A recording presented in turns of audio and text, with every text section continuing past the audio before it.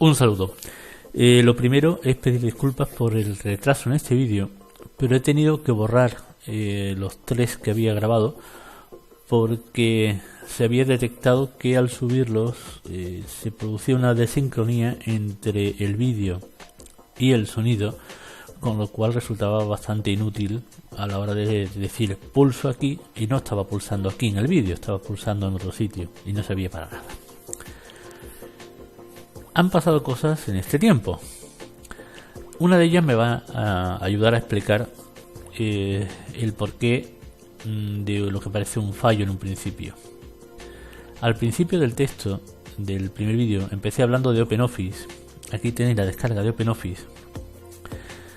Y luego hablamos de LibreOffice. Bien, si veis aquí arriba aparece un mensaje diciendo que buscan voluntarios para la versión 4 de OpenOffice, ¿no? Aquí arriba. Bien, el tema es que están trabajando en ella. La versión actual aparece aquí abajo, es la 3.4, mientras que LibreOffice entre la versión anterior y la actual ha cambiado y ya tenemos la versión 4. Es decir, LibreOffice se está desarrollando de una manera muchísimo más activa y por eso vamos a utilizar LibreOffice. En principio las cosas que vamos a ver funcionan igual en ambos. No hay prácticamente diferencia. Solo deciros una cosa, cuando hablamos antes, LibreOffice tenía a esta altura, por aquí más o menos, el botoncito para la descarga, y con la nueva pantalla, con la nueva presentación web, la descarga está en cambio aquí, en este botón verde grande. Es la única diferencia, porque cuando entras te lleva a una pantalla con la misma estructura, donde sí tenemos que darnos cuenta que ya tenemos disponible la versión 4 de LibreOffice. Aquí nos lo indica para bajar e instalarla. Os la recomiendo porque es bastante más rápida que la anterior, pero para el usuario normal no hay mucha diferencia de funciones, excepto cuando entremos en cosas más detalladas, más delicadas, que vamos a notar mucha estabilidad y sobre todo es mucho más rápido. Por eso os lo recomiendo que os actualicéis. Simplemente descargáis y lo instaláis, aunque tengáis la versión anterior, simplemente la va a reemplazar y aquí no ha pasado nada. Muy bien. Bueno, pues hoy vamos a ver un poquito la interfaz, o sea, la pinta que tiene, ¿no? Recién instalado tiene esta pinta. Bien, hay una cosa de la que no voy a hablar.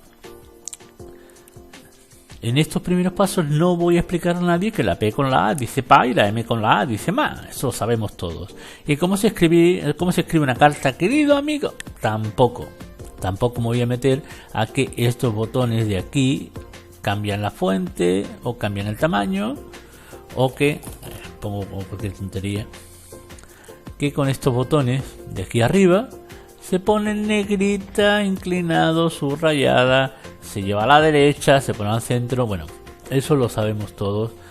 Si ya estás viendo este vídeo, ya navegas por internet, seguro que hace muchísimo tiempo estoy diciendo una tontería, y estos primeros pasos los conoces, entonces no te merece la pena, ¿verdad? Bien, entonces vamos a ver cómo funciona el interfaz. Pausa.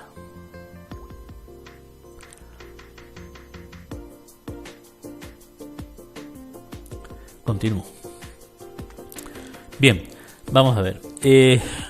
Lo más importante de lo que tenemos aquí es, en un principio, esta regla, que tenemos una aquí encima y que luego veremos que podemos tener otra aquí a la derecha, que simplemente nos dice dónde estamos, qué estamos haciendo, qué pinta tiene. Nos permite situarnos. Tiene algunos indicadores. Veis que el cursor ha cambiado de forma por un momento, ¿veis? Que ya veremos con detalle para qué nos sirven, cómo los podemos utilizar.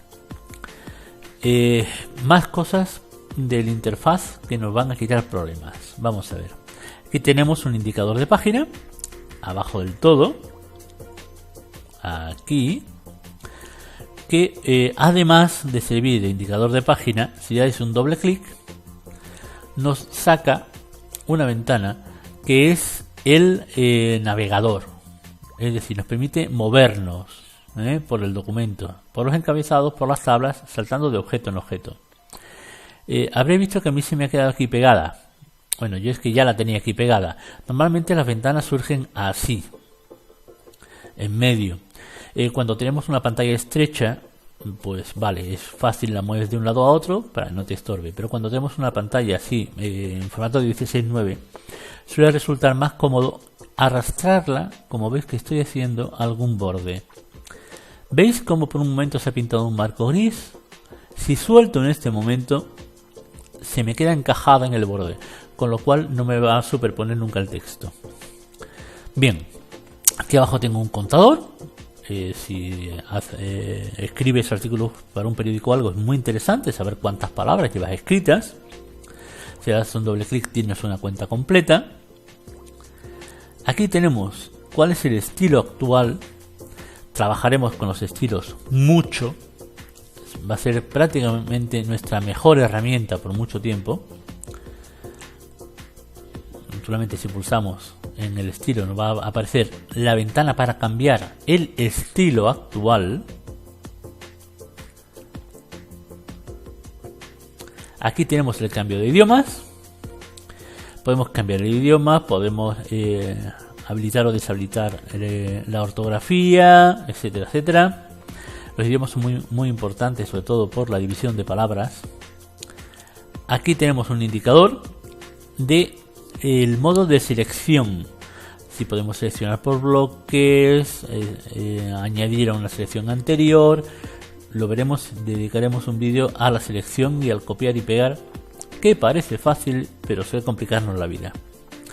Este indicador de aquí se pone en rojo, veis el punto rojo, cuando el documento necesita ser grabado porque hemos cambiado algo. Y aquí tenemos unos indicadores muy curiosos.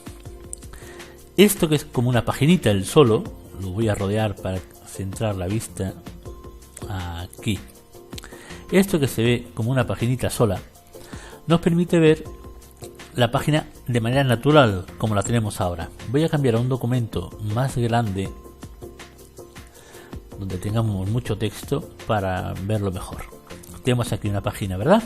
Bien, este es el formato normal de una página. Si avanzamos por las páginas, nos van apareciendo una debajo de otra sin problemas. Este indicador son páginas a lo ancho, no dos páginas, sino páginas a lo ancho, las que quepan. En el momento en que pulse, voy a poder ver las páginas a lo ancho. ¿Cuándo? Cuando arrastre el zoom hacia abajo. ¿Lo ven? De hecho, esta doble línea roja, roja en algunos vídeos, aquí se ve como gris. Cuando ponga el cursor ahí, se me va a completar al ancho el número de páginas que quepan. Si mi ventana no es tan grande, voy a cerrar esta ventana de antes. Si voy a ponerla un poquito más estrecha, por ejemplo, vamos a deformarla, estrecha y alargada.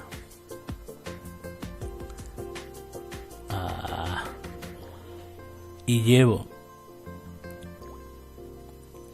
a la división, veréis, ¿veis? Ahora me caben muchas páginas, también es un formato extraño, pero siempre páginas enteras. Vuelvo a ocupar toda la pantalla. Es un poco difícil. ¿Veis cómo vuelvo a tener la cruz gris? La llevo de nuevo a la posición de la cruz gris y vuelvo a tener páginas completas. Esta intersección anterior es una sola página y esta páginas completas. Bien, esta otra opción de aquí son lo que se llaman páginas encaradas. Es como si tuviéramos una vista de libro. Obviamente, cuando ves un libro, lo primero que ves es la portada. La primera página no tiene contrapágina, es la primera que ves. A partir de ahí, ¿veis? Es como si tuviéramos el libro abierto con su página a la izquierda y su página a la derecha. Naturalmente también podemos hacer zoom en este modo y verlo de distintas maneras, con lo cual el zoom es muy fácil de hacerlo aquí. Simplemente arrastras en un sentido y en otro y ya está. Aquí a la derecha tienes el porcentaje. Si pulsas el botón derecho tienes un pequeño menú para saltar a unos porcentajes típicos sin ningún problema. Hay otra manera de hacer zoom muy cómoda. Voy a activar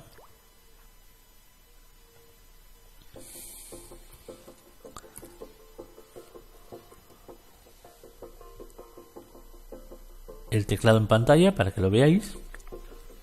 Se trata de pulsar la tecla control y utilizar el scroll del ratón, la ruedecita del ratón o el borde derecho en algunos portátiles para desplazarme. ¿Veis? Al utilizar esa opción, si doy hacia arriba hago zoom agrandando y si doy hacia abajo zoom empequeñeciendo. Bien, esto es el interfaz básico. Ya hemos visto cómo podemos pegar cosas a los bordes de las pantallas y los controles del marco. Hay una cosa que no he explicado pero que es muy simple. Yo antes he dicho el botón derecho. Realmente no tiene por qué ser el derecho, si es zurdo, si es el izquierdo. Es decir, hay un botón que es el que sirve para situarse o para pulsar y lanzar un menú, o pulsar y lanzar un botón, y el botón contrario que normalmente nos hace aparecer un menú de opciones. Este menú, que nombraremos como menú contextual, siempre que queramos sacar el menú contextual me refiero a este menú, ya sea aquí, ya sea en las barras que también lo tienen, ya sea en cualquier sitio, para no decir botón derecho o izquierdo, porque todo el mundo no usa el ratón de la misma manera, pero que tengamos todos claros lo que vamos a utilizar. Bueno, este es el primer vídeo y en el siguiente empezaremos a trabajar un poquito y a meternos un poco en harina. Buenas tardes a todos y hasta el próximo día.